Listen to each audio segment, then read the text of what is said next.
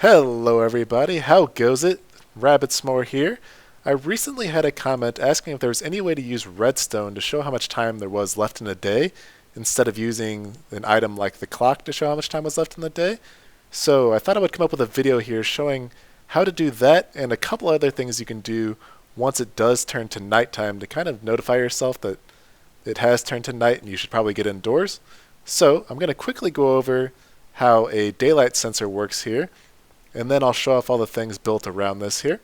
So a daylight sensor itself will do exactly what it's named. It senses how much daylight there is, and it can go up to 15 blocks away of redstone signal depending how bright it is outside. So you can tell also by how many lights are using here. And this is the system here as well.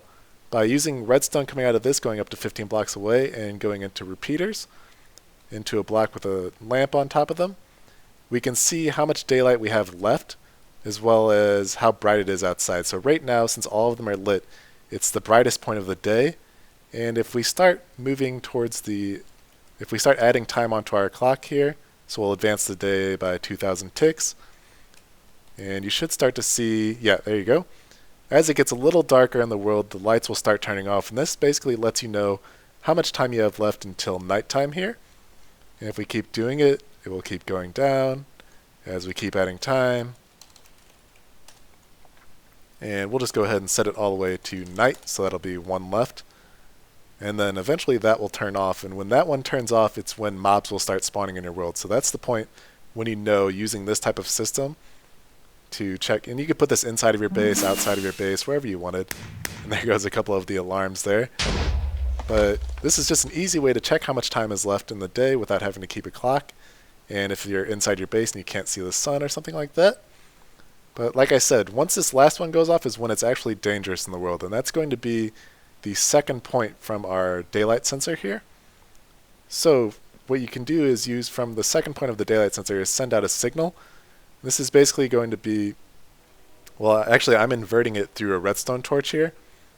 So once this signal is going through, it's letting this be turned on, and that's going to activate anything that we wanted to turn on once it turns to night. So I've got things like our nightlight system over here, so you could have lights around your base that would turn on once it does become dark outside. So you can see when it's not powered, these things are all off, and when they are powered, it turns on all of your night lights. So when this area would get turned off and it would be switched to the nighttime sensing, it would activate all of our night lights or things like fireworks to let you know that it's time to go indoors.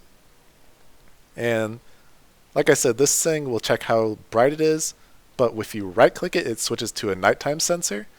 So if I right click, you can see it checks how dark it is outside, it sees that it's max darkness, and the same thing, it's just completely inverted from the sunlight sensor. So I'm going to switch that back over again. And a couple other things I have here to do kind of like an alarm system if you wanted to put it inside of your base to know when it's nighttime outside. We can do things like a note block set up like this, so once it turns to nighttime you would hear that. There you go.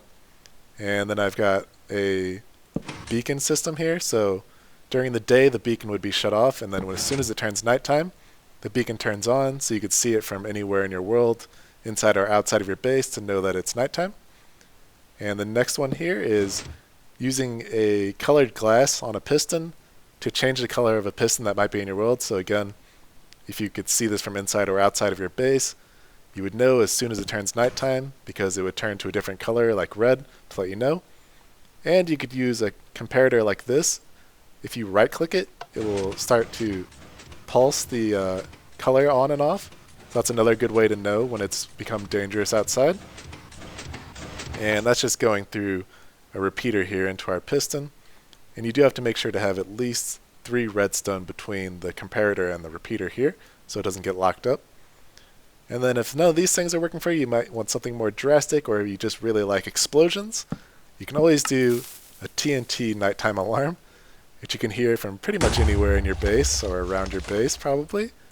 And you need to make sure that this is using a dispenser to put the TNT into the water here, because if lit TNT is in water, it won't blow up blocks.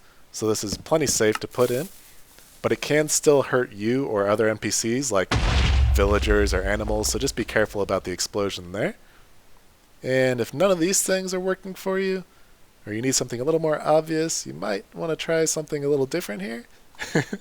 This one might be a little too obvious, but hey, if you need something that drastic, go for it. But anyways, guys, that's about it for this tutorial.